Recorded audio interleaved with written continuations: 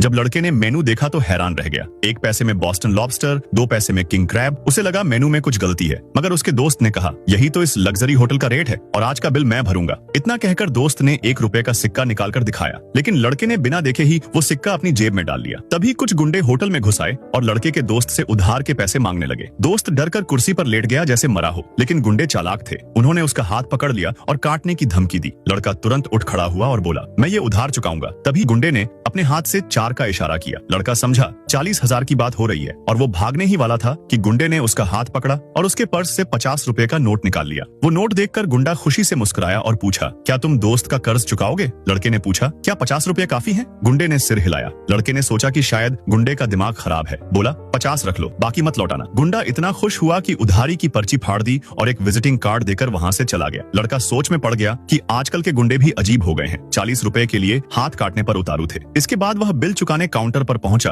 तो सुना कि कुल बिल 1000 रुपए है, जबकि उसने तो बस कुछ बियर और स्नैक्स ऑर्डर किए थे। भीड़ देख लड़के ने 400 रुपए नकद दिए, बाकी कार्ड से देने की सोची, लेकिन जैसे ही उसने 100 रुपए के नोट दिए, रिसेप्शन पर बैठी लड़की चौंक गई। उसने जीवन में इतना बड़ा नोट नहीं देखा था। तुरंत सिक्योरिटी को बुला लिया गया और जगह सील कर दी गई। लड़के को समझ नहीं आया कि 400 रुपए के लिए इतना हंगामा क्यों। रिसेप्शन वाली लड़की उसे होटल मालिक के ऑफिस ले गई। जब मालिक को पता चला कि लड़का 400 रुपए का बिल भर रहा है तो उसे लगा कि लड़का होटल खरीदने आया है। उसने तुरंत होटल बेचने का कागज निकाल लिया और साइन करने को कहा। तब लड़के को समझ आया कि मालिक इतनी आसानी से होटल क्यों बेच रहा है। असल में यह होटल अब उनके लिए बोझ बन चुका था। इस बीच तीनों बड़े परिवार भी शहर में आ पहुंचे और माँ साहब की पोती भी होटल की ओर जा रही थी। दूसरी तरफ लड़का जैसे ही होटल में घुसा, उसका सामना अपनी एक्स गर्लफ्रेंड और एक अमीरजादे से हुई। अमीरजादा समझा कि लड़का चोरी से अंदर घुसा है और तुरंत सिक्योरिटी को बुलाकर उसे बाहर निकालने को कहा। तभी माँ साहब की पोती वहां पहुंची, लेकिन अमीरजादे को उसकी असली पहचान नहीं पता था। वह उससे भी गरीब समझ बैठा और दोनों को निकालने को कहा। तभी लड़का बोला इस होटल का मालिक मैं हूँ, अगर किसी को जाना है तो वो तुम हो। इतना कहकर उसने होटल की डील वाला कागज दिखा दिया। अमीरजादे ने कहा ये सब तूने चुराया है, तू तो एक डिलीवरी बॉय है और माँ साहब इतने दिनों से तुझे ढूंढ रहे हैं। दरअसल वो तुझसे हिसाब चुकाना चाहते हैं। लड़का हैरान रह गया, मैंने तो सिर्फ 400 रुपए ही दिए थे, क्या इसके लिए भी चोरी का इल्जाम? लेकिन अमीरजादे को लगा कि अब लड़के का खेल खत्म हो चुका है और उसने गार्ड्स को बुलाकर उसके हाथ काटने को कहा। जब वो लोग उस लड़के को पकड़कर पीटने ही वाले थे, तभी बाहर तीनों बड़े परिवार होटल में आ पहुंचे।